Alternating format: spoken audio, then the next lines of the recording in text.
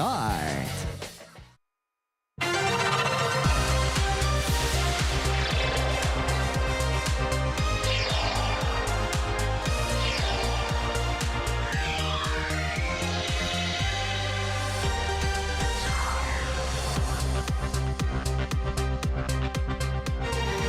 In our headlines on this Thursday afternoon, May 18th, here in South Korea.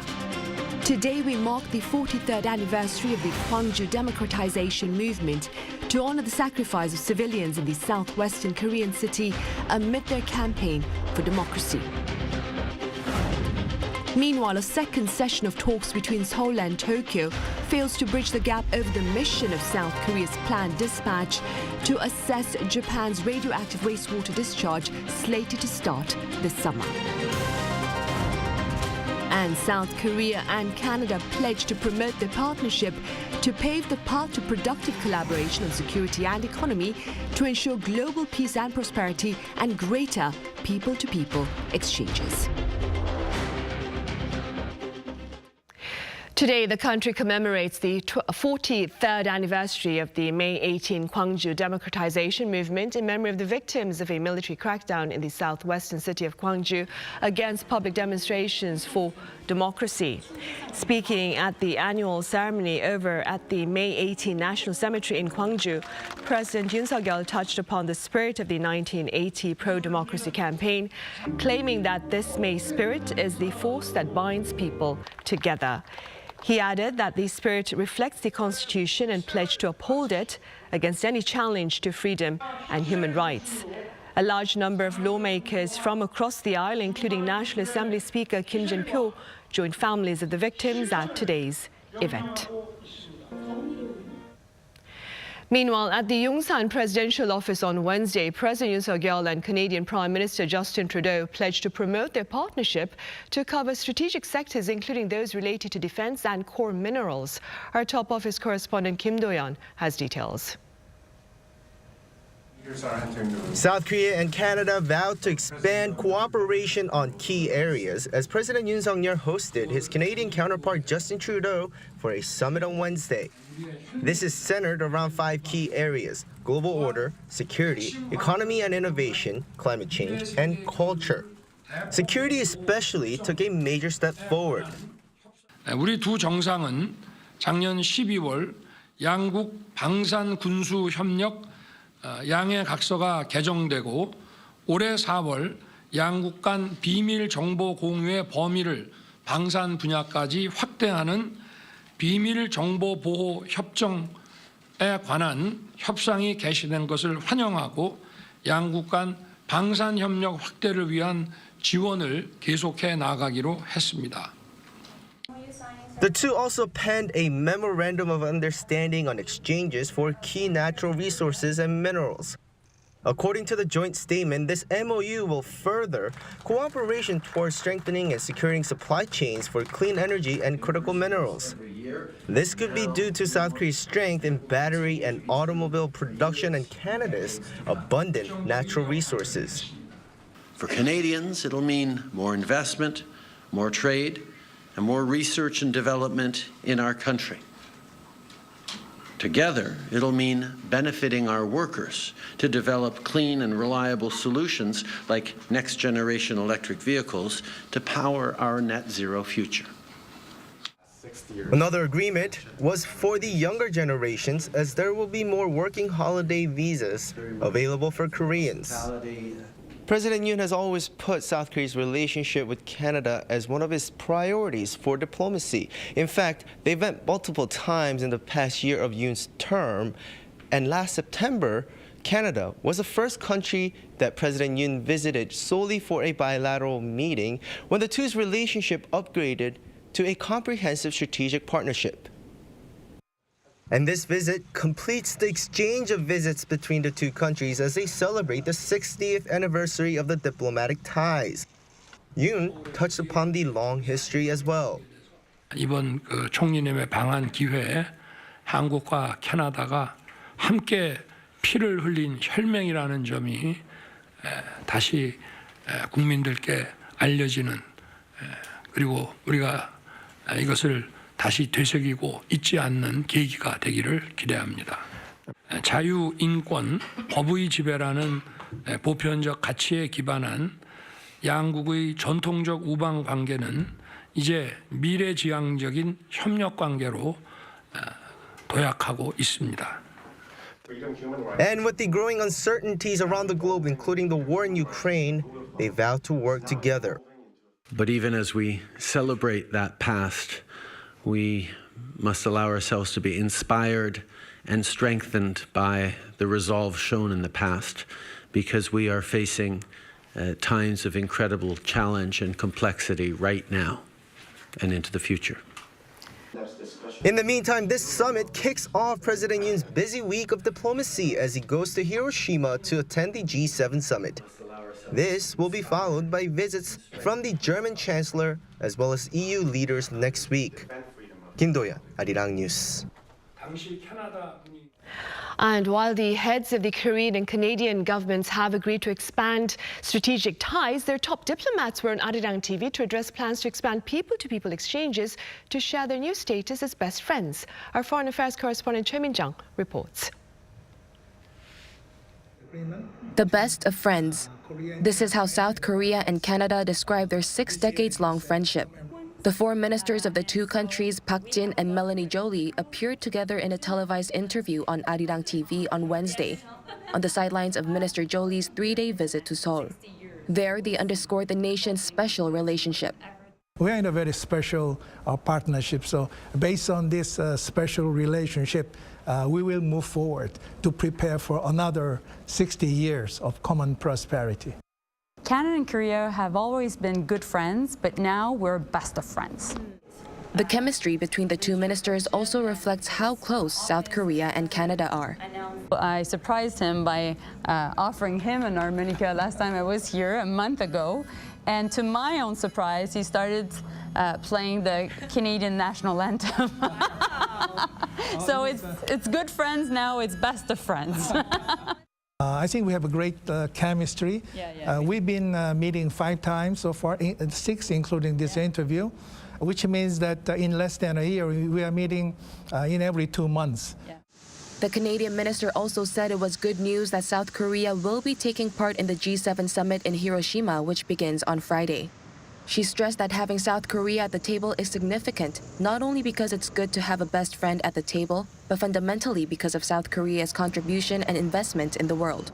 On top of strengthening cooperation in the security and economic sectors, both ministers agreed to invest in the future of younger generations. This time, Korea and Canada have agreed to increase the people-to-people exchange from 4,000 people per year to 3 times more, to 12,000, which will provide an ample opportunities for young people on both sides. Park said this would be worthwhile as it would allow young people to visit each other, learn from different cultures, and lay the foundation for a stronger partnership in the future. The ministers agreed to work very closely together to achieve common goals of contributing to freedom, peace, and stability in the world, and look forward with hope for the next 60 years. Miryang, Arirang News.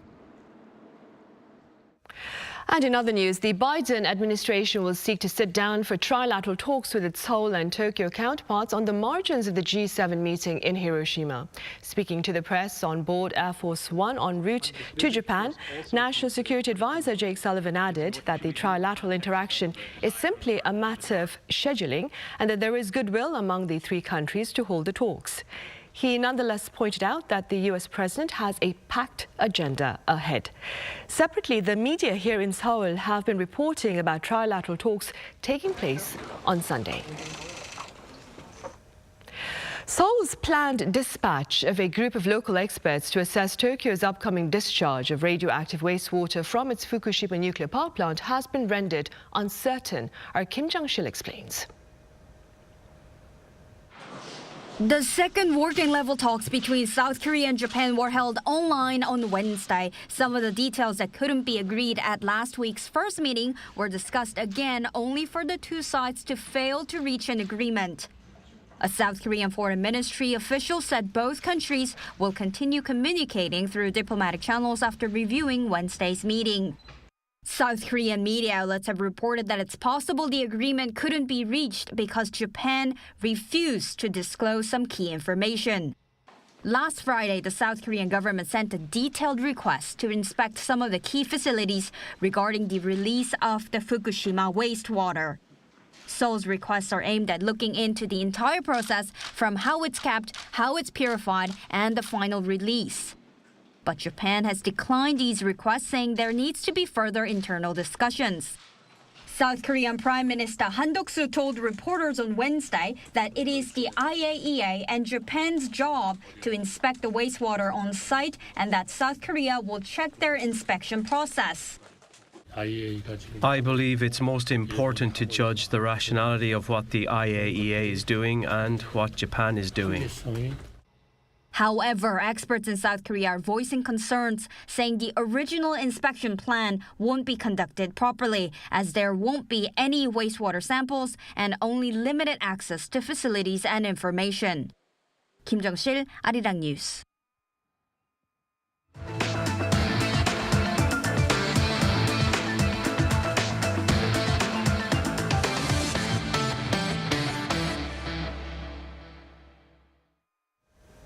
Korea's very own space rocket Nuri is scheduled to shoot for the stars for a third time next Wednesday. And this time around, Nuri will seek to carry a commercial-grade satellite, among others, into space. Our Lee Kyung-eun has more on the upcoming mission.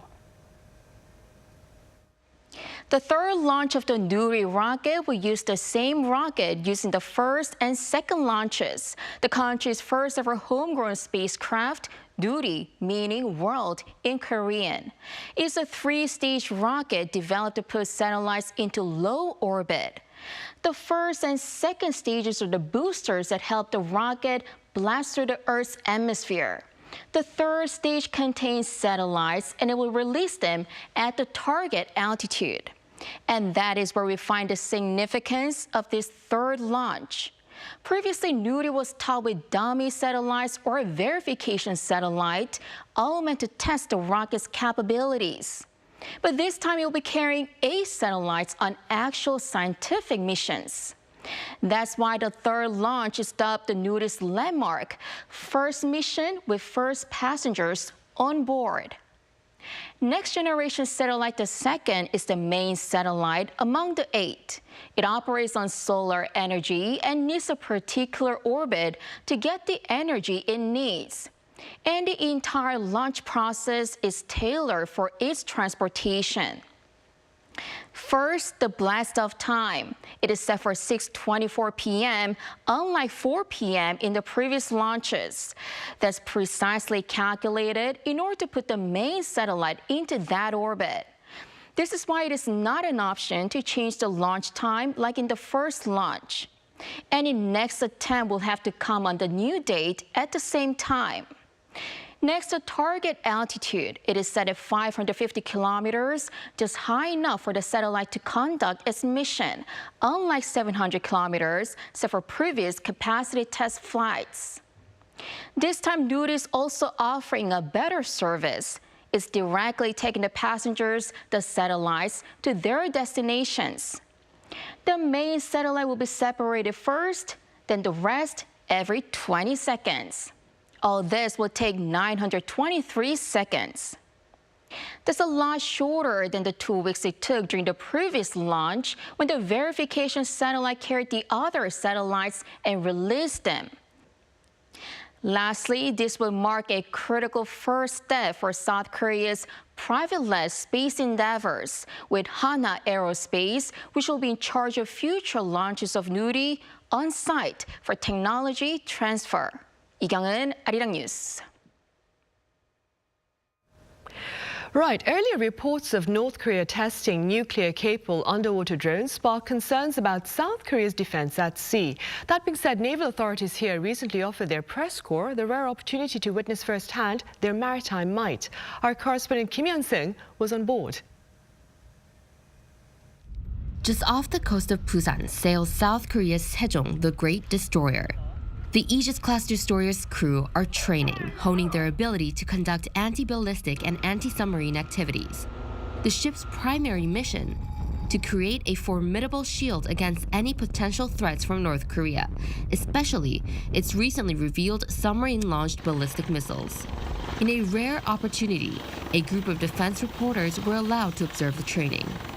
This Aegis-class destroyer, christened Sejong the Great, is considered one of Asia's most formidable warships. And what you see behind me is the ultimate powerhouse behind this vessel, the ship's vertical launching systems. This ship has 128 of them, known to have the most out of any other warship in the world. Another impressive feature of the ship is its state-of-the-art radar, capable of detecting any threats as far as 1,000 kilometers away. This cutting-edge feature also allows it to identify up to 1,000 targets all at once. In the skies above are the P-3 patrol plane and the Lynx helicopter, here to back up Sejong the Great on its mission. They're adding extra surveillance by dropping in sonar systems into the water to search for enemies. After setting up a mock target, the ship practices firing a vertically launched anti-submarine dummy missile underwater. Sejong the Great maintains the highest level of combat readiness through intensive training that simulates real combat, preparing for various threats from the enemy. At the port city of Jinhae, the South Korean Navy recently unveiled another formidable weapon, the 3,000-ton class submarine, the Dosan Ahn Changho. It was developed using South Korea's own technology, with the country joining an exclusive club of 8 nations with homegrown 3,000-ton class submarines. This powerhouse has upgraded stealth features, comes loaded with a versatile armament of torpedoes, sea mines, and guided missiles, and is powered through a high-tech fuel cell. The South Korean Navy relentlessly trains so it can effectively deploy these cutting-edge vessels to safeguard the future of South Korea's seas and skies. Kim Hyun-sung, Arirang News.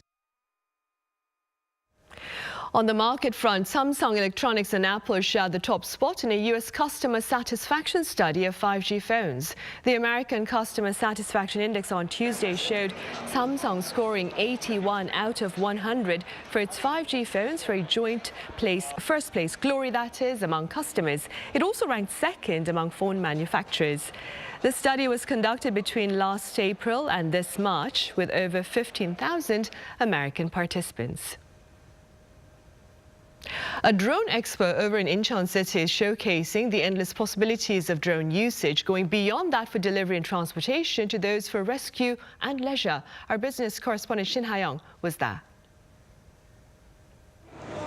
A drone that can fly and float on water can be used to transport cargo, water sports, and even help ships that have caught fire. A search and rescue drone that has a flashing light and provides a life belt and an emergency kit. Both can be seen at the Korea Drone and UAM Expo 2023, which kicked off on Wednesday in the city of Incheon in South Korea, with its largest exhibition to date, offering visitors a glimpse of both the present and future of drones. Under the theme of New Daily Life with Drones and Urban Air Mobility, the 4-day event showcases not only the cutting-edge technologies of drone industry in South Korea, but also the country's status as a leading nation in drone leisure sports. Around 200 players from home and abroad are participating in the World Drone Soccer Championship. Also, there are opportunities for younger generations to participate in the youth competition. On the other side of the exhibition, racers from 15 countries are competing in the 2023 Korea Drone Racing World Cup. The race takes place around an advanced racing course equipped with automatic detection devices and IoT technology developed in South Korea. According to the Transport Ministry, the global drone market is projected to surpass 125.5 trillion Korean won, or nearly $94 billion by 2030. In particular, sectors like transportation and logistics are expected to grow the most. Under the bright outlook, the government is working with local authorities to introduce drone delivery services to areas with poor delivery accessibility. To commercialize drone delivery starting September, we will work together with local authorities to test drones in cities with a consideration of each city's geological features. We are planning to install flight paths in areas that have poor delivery accessibility, as well as drone stations in front of people's houses. Meanwhile, during the event's opening ceremony, South Korea's Vice Minister of Land, Infrastructure and Transport emphasized the importance of safety. The government will support the technological development and demonstration of drone companies while also building a drone traffic management system by 2028 to ensure safety. He added that it will improve regulations in line with the level of technological development to swiftly eliminate any barriers caused by unnecessary costs. 신하영, Arirang News. Over in Gyeongsang, Namdo Province, the 65th Miryang Arirang Festival has kicked off on this Thursday. Last year, Miryang City declared the year 2023 as the Visit Miryang Year. Accordingly, this year, the festival includes a variety of programs to boost the local economy, ranging from traditional games to cooking classes. First held in 1957, the festival has since grown to become an important folk festival, with its highlight, the Miryanggang Odyssey, a real-life multimedia show unique to Miryang City. The festival itself will run until this coming Sunday.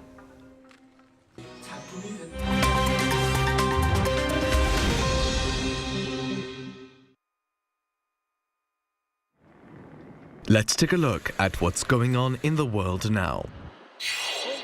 We begin with the Ukraine Black Sea grain deal, which has been extended for another 2 months. The extension was announced on Wednesday, just one day before it was due to expire. The deal allows Ukrainian ships transporting much-needed grain for the world to travel through a region of the Black Sea that's controlled by the Russian Navy. Russia initially seemed unwilling to agree to another extension due to sanctions by the West, which Moscow says are a barrier to its own shipments of fertilizer and food. The deal brokered by the UN and Turkey was made in August last year, initially lasting 3 months. It has already been extended once. It's now set to expire on July 18th. Turning over to Italy now, thousands of people have been evacuated from their homes amid deadly flooding and landslides in the northern region of Emilia-Romagna. At least 9 people have been killed in the disaster that was triggered by heavy rainfall on Tuesday. Some areas received half their annual rainfall in just 36 hours. 21 rivers are reported to have burst their banks, and 37 cities and towns have been affected. The flooding comes after a months-long drought hit the area, making land less capable of absorbing water. And according to Italy's Civil Protection Agency, worse may come, as rainfall is expected to continue. This weekend's Formula One at Imola has also been cancelled. Now, Prince Harry and his wife, Meghan Markle, allege that they were relentlessly pursued for 2 hours by paparazzi in New York. According to reports, the couple and Meghan's mother on Tuesday local time left an awards ceremony in an SUV when the chase started. They reportedly stopped at a police station until the situation calmed and left in a taxi. But they were still being followed and were forced to return to the station. They eventually got home in a limousine. According to the Duke and Duchess of Sussex, the pursuit resulted in multiple near collisions with other vehicles and pedestrians. New York City police have confirmed that there was a transport incident involving the couple and numerous photographers. There were no reported collisions, injuries, or arrests. And finally, the wreck of the Titanic has been revealed in magnificent detail following its first ever full digital scan. Images of the sunken ocean liner were released on Wednesday by deep-sea mapping company Magellan Limited and Atlantic Productions. The ship was mapped using over 700,000 images captured by 2 submersibles over 6 weeks, and includes shots of what remains of the Titanic's grand staircase and giant propellers. Hailed as unsinkable at the time of its launch, the Titanic lies 3,800 meters below the surface of the North Atlantic Ocean. It sank in 1912 after colliding with an iceberg. An estimated 1,500 people were killed. Matthew Ashley, Arirang News.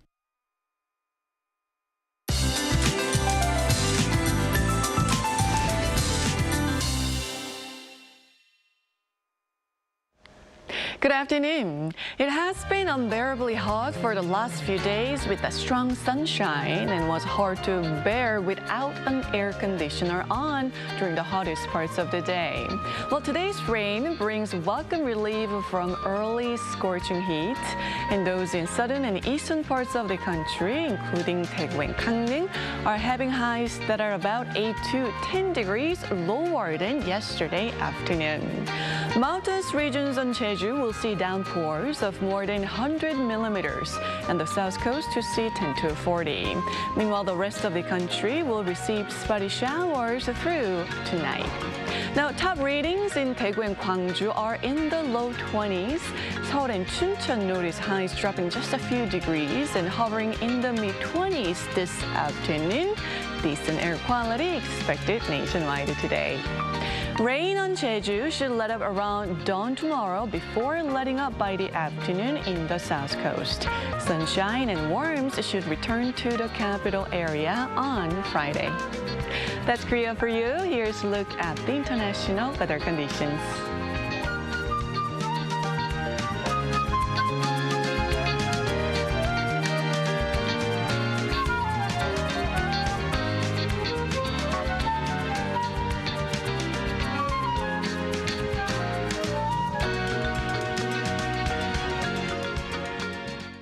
On that note, we end our Thursday afternoon newscast, but we have our panel session coming up next, so do stay with us. Thank you for now.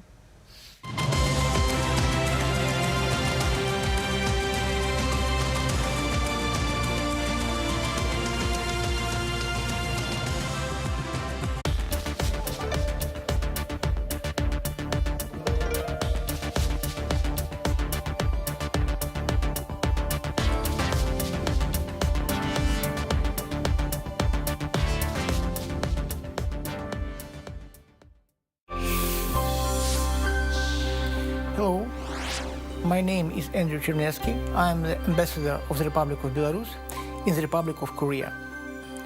Arirang is a Korean national song which goes deep into centuries, helping for the future generation to understand better the rich history and culture of the Republic of Korea. Today, we have met an opportunity to understand better the Belarusian culture. And we found that there are some things which is common between Belarus and Korea culture, even in spite of remoteness of the countries. And I think, in our very complicated world, it's very important to find provisions for making bridges between countries. And I think that studying culture and history of countries helps us to better understand each other, resonating with the word Arirang.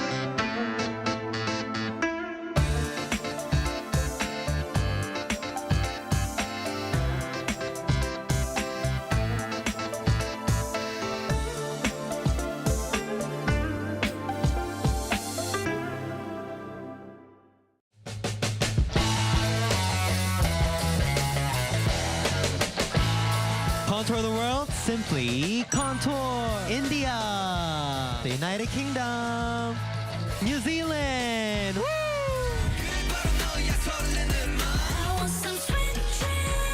I'm excited.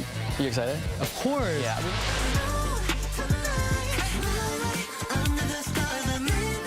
Music, start.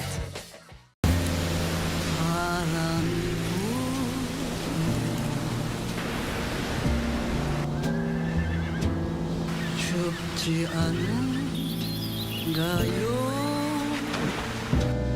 처음 태어난 이별에서 사는 우리 손잡아요.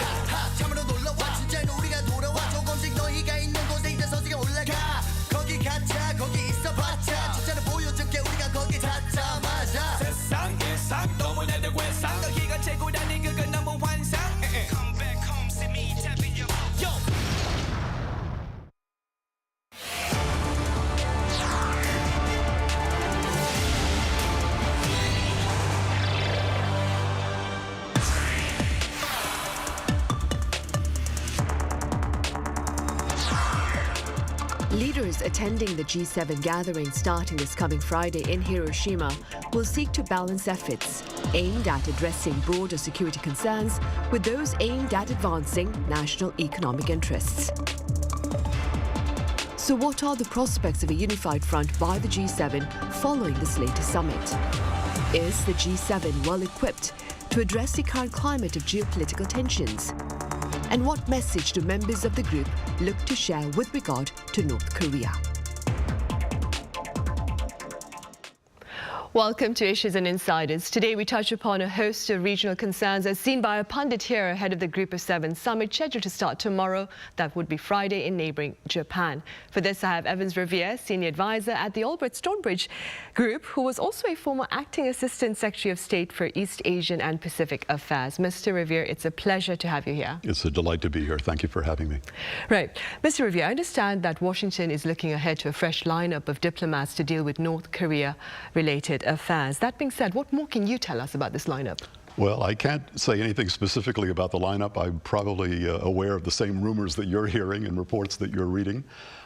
It's normal every 2 or 3 years to have a shuffle of personnel, in not just in North Korean affairs, but all areas of the State Department. That's a very normal thing. I spent the better part of 35, 40 years as a diplomat, and every 2 or 3 years I went on and did something different, and that's probably what's going to be happening in the summer cycle, as it often does. I wouldn't read too much into it. Some familiar faces and names might leave, but some familiar faces and names might arrive on the scene to handle a number of different policy issues. So I wouldn't focus too much on the specific lineup, nor would I focus very much on the potential for policy shifts, quite frankly. So do you believe that the policy that the U.S. is advocating at the moment with regard to North Korea will stay on course then? Well, two things to say about that. Number one, the policy is set by the president. And so the most important personnel assignment that we should be discussing is who's the president of the United States, because that determines the direction of U.S. policy. So in that sense, I think you're going to see a continuity of policy, perhaps some new faces and names in various capacities.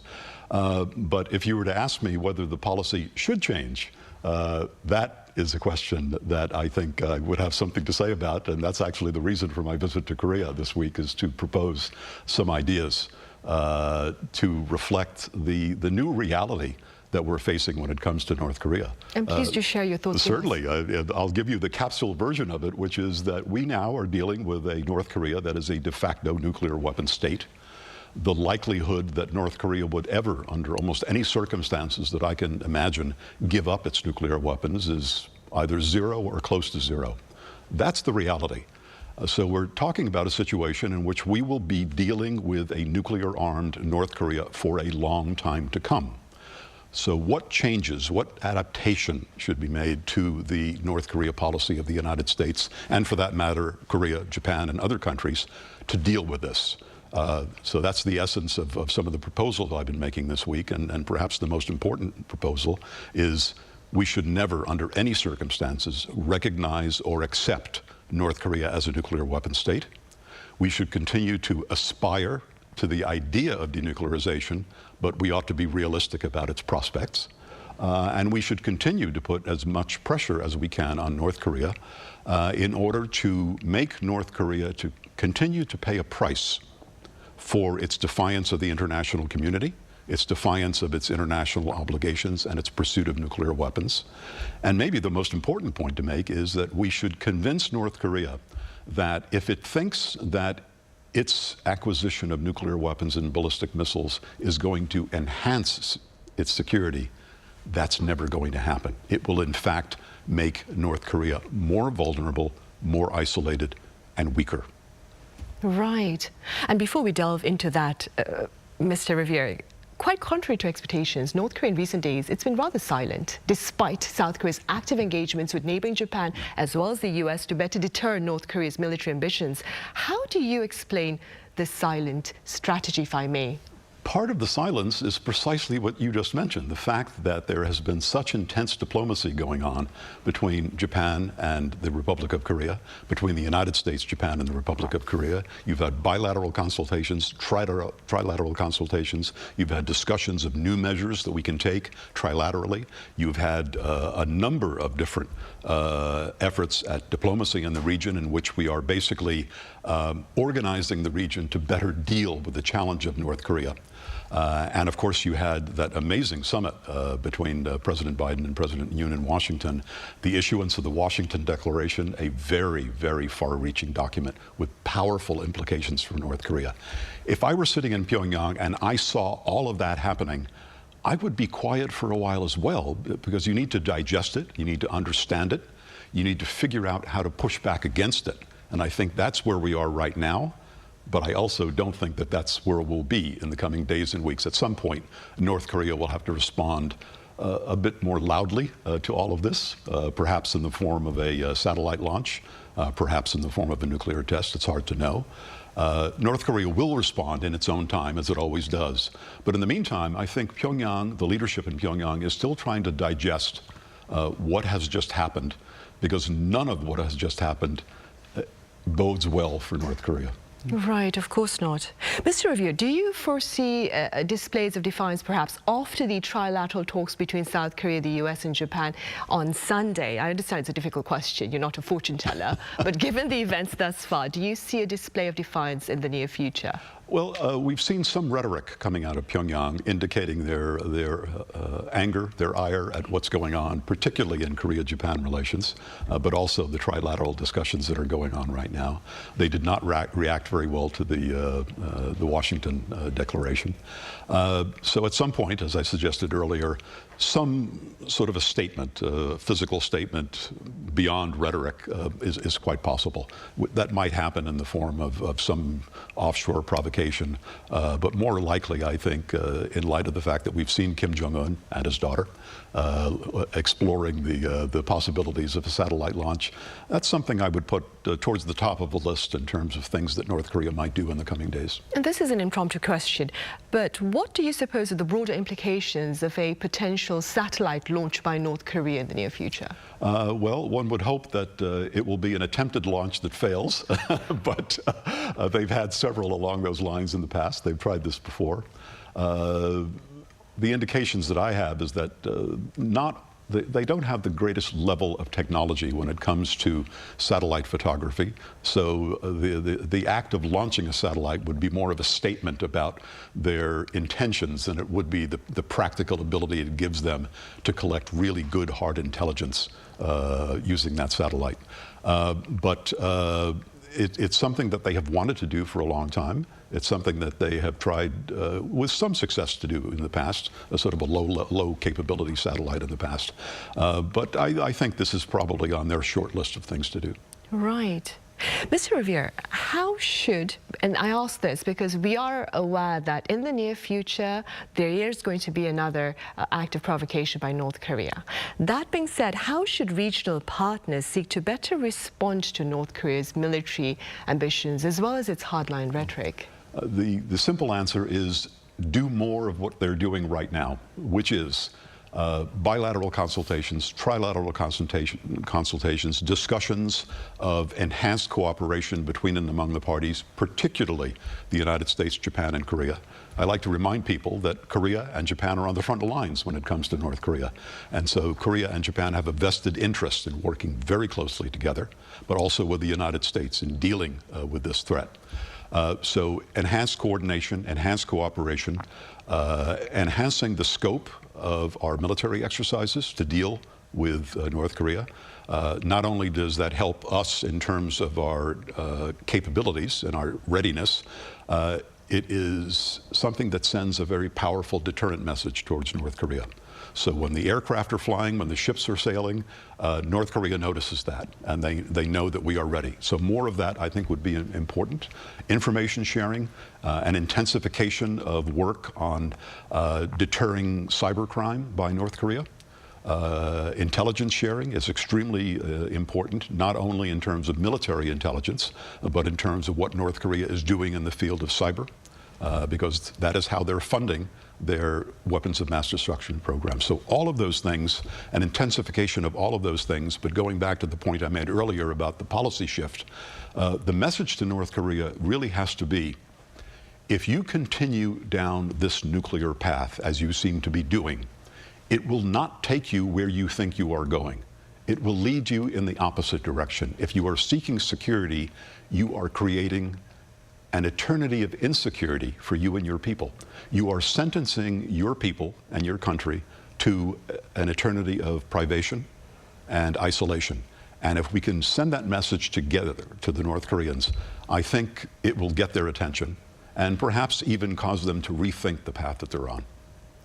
Essentially, Mr. Revere, when we're calling on North Korea to dismantle, are we asking them to give up, destroy the nuclear weapons they have right now? Or are we calling on them not to produce more nuclear weapons? It's always been the policy that North Korea needs to cease what they're doing in terms of production and dismantle and destroy what they already have.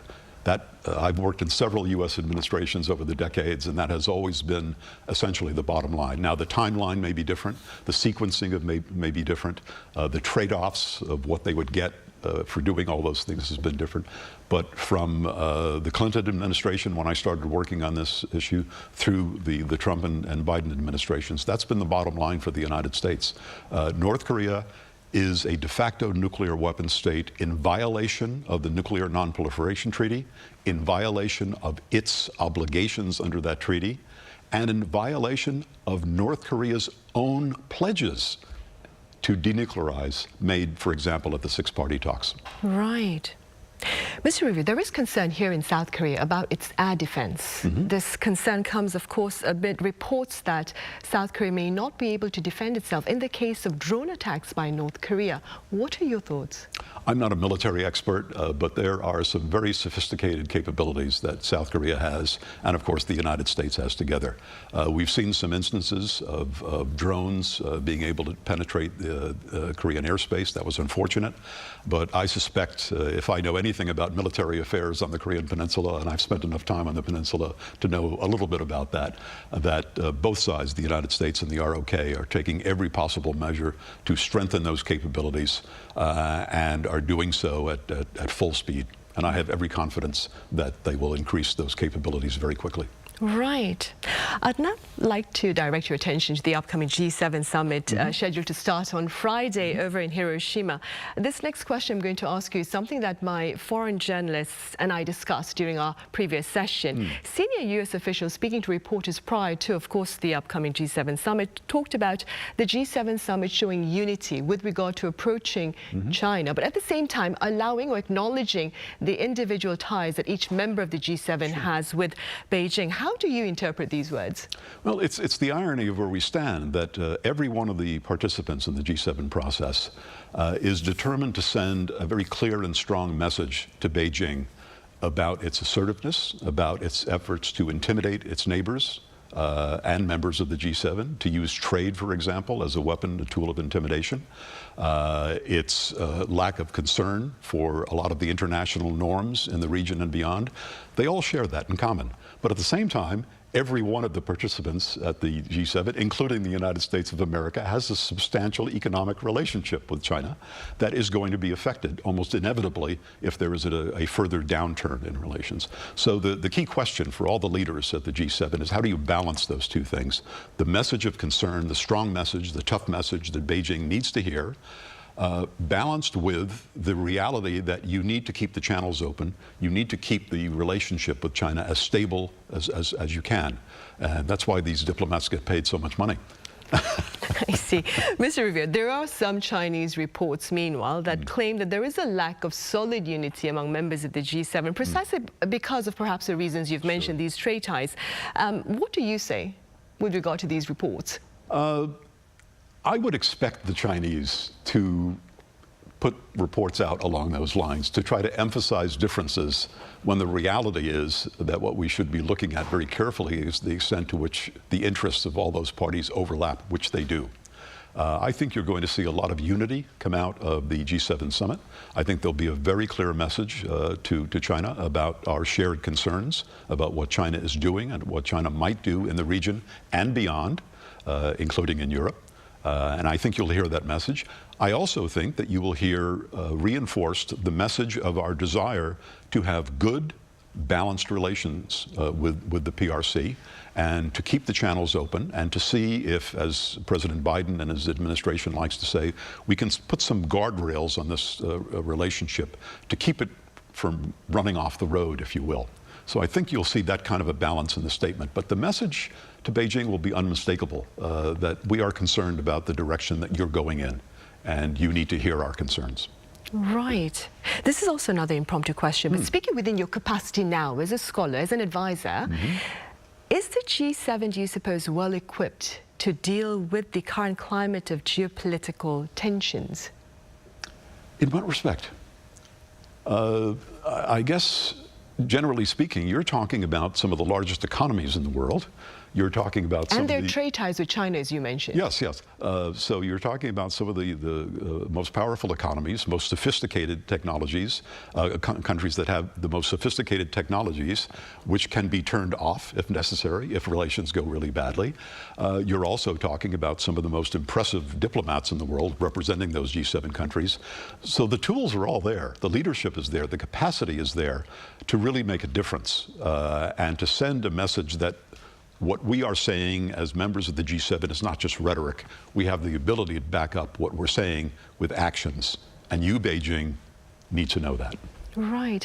Earlier on, Mr. Revere, you spoke about the importance of keeping communication channels open. Now, top US and Chinese officials held, I believe, 8 hours of talks over 2 days in Vienna last week. Now, Washington has asserted that the talks were, quote, and I say, candid and constructive. Essentially speaking, what purpose do such closed-door interactions serve? A lot. Very important, I think. I think there's a growing realization, certainly in Washington, and I believe so in Beijing as well, that the relationship between the two countries has gotten to a point where action needs to be taken to keep it from getting worse. There's a lot of potential for this relationship to go off the rails, and I don't think thoughtful people on either side want that to happen. There have been several other false starts in efforts to get talks started between the United States and Washington.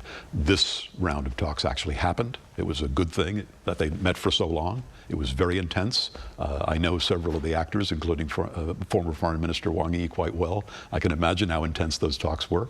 The Chinese foreign minister also accepted the visit and had a long talk with our new ambassador in Beijing as well. So I think the two sides are now actively engaged in exploring the mechanism to establish those guardrails in the relationship. And beyond that, and this doesn't get much attention, but I'd like to remind people that we've got the APEC summit coming up in the United States later this year, and Xi Jinping would normally be a key participant in that conversation.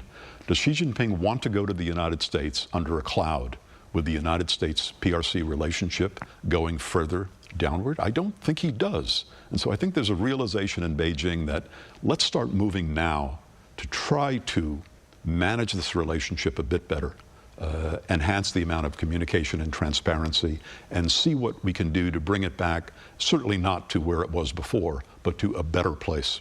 Right.